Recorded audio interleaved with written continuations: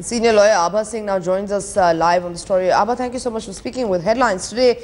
In less than 12 hours, this 2-year wait will finally end with a verdict in the case. We understand that the Dwarka court last week, in fact, had named this case as a rarest of rare. So what kind of verdict can we expect? What kind of quantum of punishment can be doled out to the accused? As you were showing on the visuals, that this is a brutal gang rape. It will be the rarest of the rare capacity, because the way she was tortured, she was made to drink acid, her body parts were killed and she was tortured. So definitely it has to be 376 2G, which is a gang rape, and along with that would be murder, 302 of the Indian Penal Code. That is, she was murdered, she was killed, and it was barbaric. So seeing that the rarest of the rare should be made applicable in this, and all these accused should be given death penalty, and if not death, then life imprisonment. And if life imprisonment means life imprisonment for full life, your good life, not 10 years or 14 years. However, in this case it has to be death penalty and nothing else, if a strong message has to go that such an incident should not be repeated. Right, Abha, but why 2 years? Because this incident took place in 2012 in February. 2 years ago. It's 2014 now. See, this is the travesty of justice.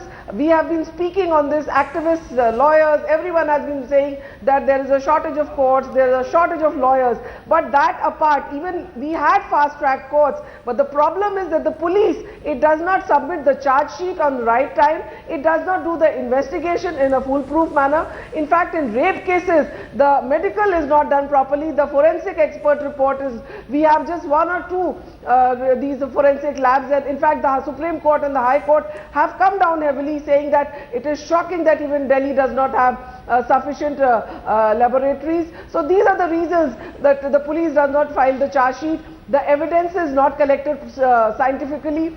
Then the witnesses, they turn hostile. So these are the reasons that the case is delayed. So what is required is that in a month's time, in 2 months, fast track courts should do a daily trial as envisaged in the 2013 Criminal Law Amendment Act, and in a span of 2 to 3 months the judgment should come and must come if we want justice to be done. Right, Abha, we understand the brutality of the case, and the Delhi police have sought the maximum punishment of the death penalty for all 3 convicts, and we saw that sort of happening even in Nirbhaya, considering how brutal the case was. But there were several critics also as well who went against the death penalty that was doled out to the accused, saying that also the Ghasli Act deserves no leniency, but at the same time death penalty is not what should be awarded, but something else where there should be a certain amount of mechanism or a system in which convicts like this are studied so that these crimes are prevented. See, the issue is death penalty gives a message that the law is serious about it, the country is serious about it. There would be human rights activists who would be against death penalty of any sort, but for the rarest of the rare, Supreme Court has rightly said, rarest of the rare, when the incident is ghastly, brutal, the way this case was, death penalty must be given because it will act as a deterrent. However, the criminal law justice talks of reformation, and to reform it will take time. The way the things are, the way women, there is increase of offense, crime against women. We cannot come for a voluntary thing at this time of the hour. We require strong punishment. However, if the police wants, it can prevent. In the Delhi, in the Mumbai Shakti Mills gang rape, it was seen these 1 or 2 of these accused had sexual offences, petty offences against them.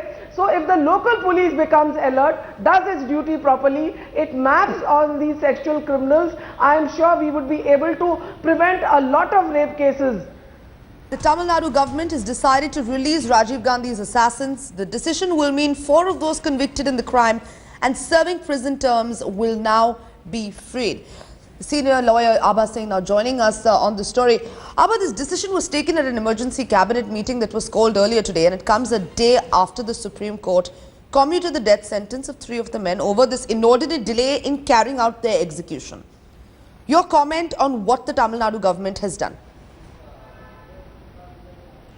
See, Tamil Nadu government, only because this is an election year and it wants the brownie points, is trying to be political in a case where it is a legal matter. Just because Karunanidhi yesterday asked that these should be released, Jayalalitha should have realized this, that she is sitting in power, she is the government, she has a different role to play from the opposition. However, just to get the cheap popularity and votes, she has asked the governor to release them. She has ordered that these people accused, they should be released immediately, which I say is very sad for the law of the land, for justice in this country, because end of the day, these people are responsible for killing Rajiv Gandhi, who was our ex-Prime Minister. So it is politics which is playing here. Supreme Court may have released them for inordinate delay. That was a legal issue which Supreme Court had decided, but Jayalalitha at her level is making it a political thing and defeating the law of the land. Absolutely. Abha Singh, stay with us. We also have our correspondent Priyamvada joining us on the phone line. Priyamvada, this is definitely going to mean a lot for the political fortunes of Jayalalitha, because as we've been discussing how Karunanidhi and Jayalalitha have been fighting for credit when it comes to this. We saw Karuna yesterday demanding immediate release, and today Jayalalitha actually paving the way for the release of these convicts. But this is not going to be taken well by the Congress, considering Twitter and social media is already abuzz with a lot of Congress leaders questioning what the Tamil Nadu government is doing. Well, since you understand the voter base in Tamil Nadu, Jayalalitha has got already 30% vote base. What is Congress having in Tamil Nadu? They hardly have 5 to 6% of vote share in Tamil Nadu. And we know that they are facing anti-incumbency, and because of the Sri Lankan war issue, killing of Prabhakaran and so many other issues, there is so much atmosphere here is surcharged, and it's completely anti-Congress. And at this point of time, here comes Jayalalitha's masterstroke, which is winning hearts of almost all the Tamils. End of the day, in Tamil Nadu, which is quite a unique state compared to other places, the votes are based on sentiment. Few anti-Congress tweets is hardly going to matter in a state, in a Dravidian land like Tamil Nadu, where votes are decided mainly by sentiments and pro-Tamil issues. So that way, Jayalalitha will surely not be affected by these social media outrage or anything, because the pro-Tamil activists are equally, they have started tweeting. If you notice, they have completely started flooding the Twitter praising Jayalalitha. So this is what she needed.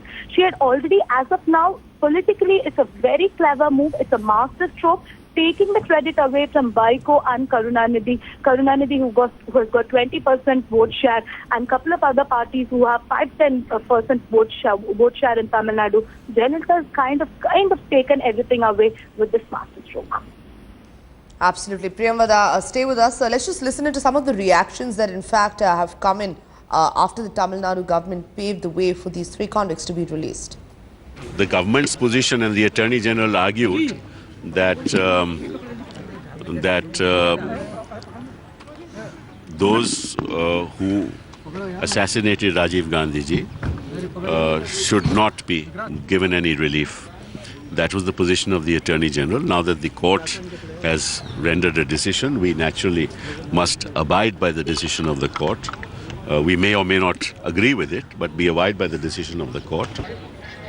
ये जो killers है, ये सिर्फ राजीव गांधी के killers नहीं थे, ये देश के एक्स प्राइम मिनिस्टर के किलर्स थे, और सिर्फ एक फैमिली चाहती है, इसलिए अगर किसी को आप दया दिखाएंगे तो मुझे लगता है फिर इस देश में और भी ऐसे बहुत से हादसे हुए हैं, तो वहाँ से भी आवाज़ उठेगी।